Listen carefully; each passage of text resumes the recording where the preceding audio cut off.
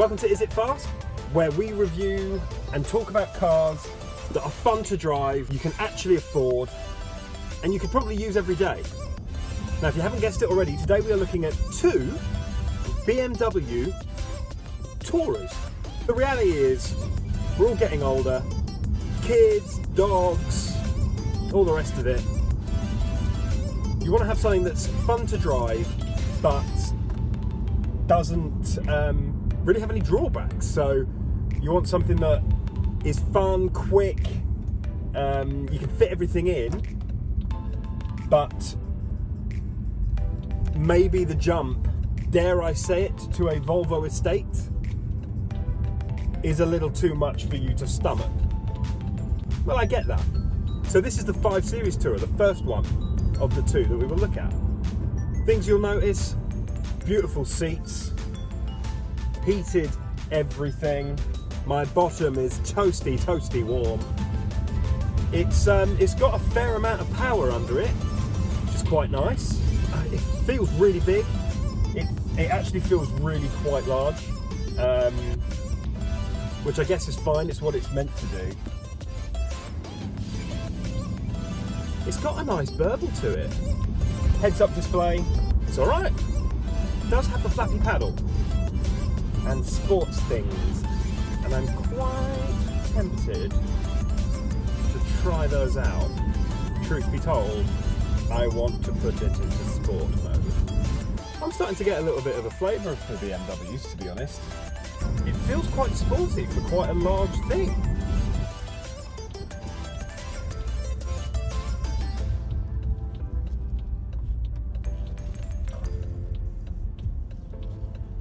Okay, so I'm now in a little car park.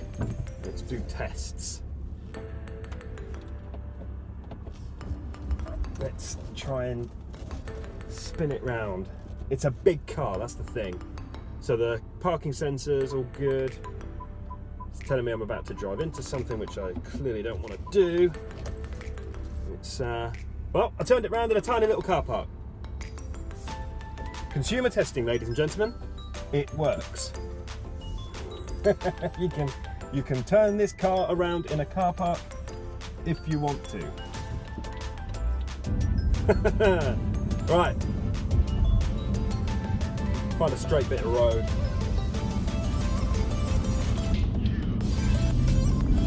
Oh! You will not be disappointed in this. It's no slouch. This will move you and your Labrador really quickly. Put this into sport mode, it takes on a whole different character. You suddenly don't feel like you're driving a family estate.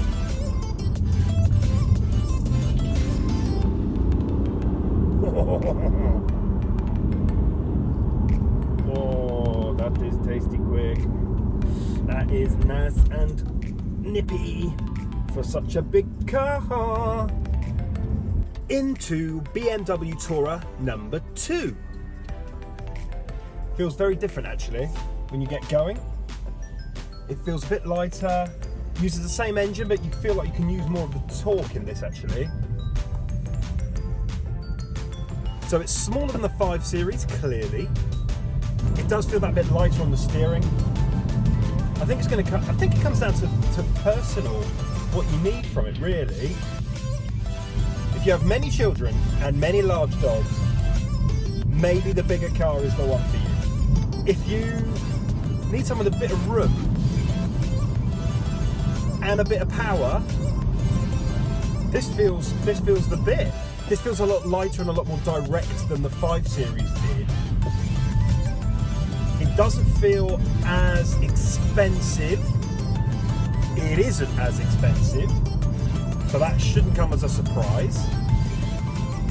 I've got to say, it feels a lot more like for my personal preference, it feels a lot more like a sporty number. The thing with cars like this is you can buy them without all that much guilt, because it's not as if you've gone and bought yourself something ridiculous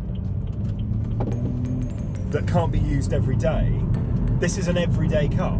This is a daily driver with a bit of pep, with a bit of spice, with a bit of passion, with a bit of classic BMW ingenuity. Yeah, it's actually, the pickup is so much more than the 5 Series. Considerably more.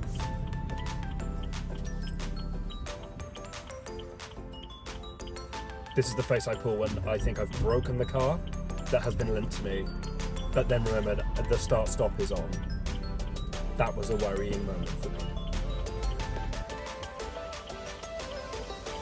Doesn't matter how fast your car is, if you're stuck in traffic, it doesn't really matter, does it?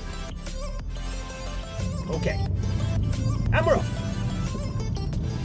So I'm going to open this up a tiny bit into sport. You're very quickly at the national speed limit, and I can imagine you will very quickly go over the national speed limit in this if you aren't careful. Obviously I can't condone going over the speed limit. The sound it makes is a bit more yobbish than the 5 Series, I guess is the best way to put it. It just feels like it's more of a sports car, and it feels nearer a sporty saloon. The 5 Series is very big. This feels a lot more nimble. Nimble is the word I'm looking for. It feels a lot more nimble than the 5 Series. This feels like a sports car that's been elongated. It's very nice. Readout saying 35.8 miles per gallon. Can't really argue with that, can you? It is quite fun, actually. To be honest, I'm quite a childish driver. I don't drive quickly, but I like to hear it do and make the sounds that give me a giggle. And it's a lot more childish from that perspective. Final verdict. I've driven the 5 Series estate, I've driven the 3 Series estate. My preference would be the 3. Just because it feels like a sports car that's had to grow up. The 5 Series still feels very serious, and that's fine, but I'd pick the one that is almost like a rebel without a cause. It doesn't want to be what it is, but it is.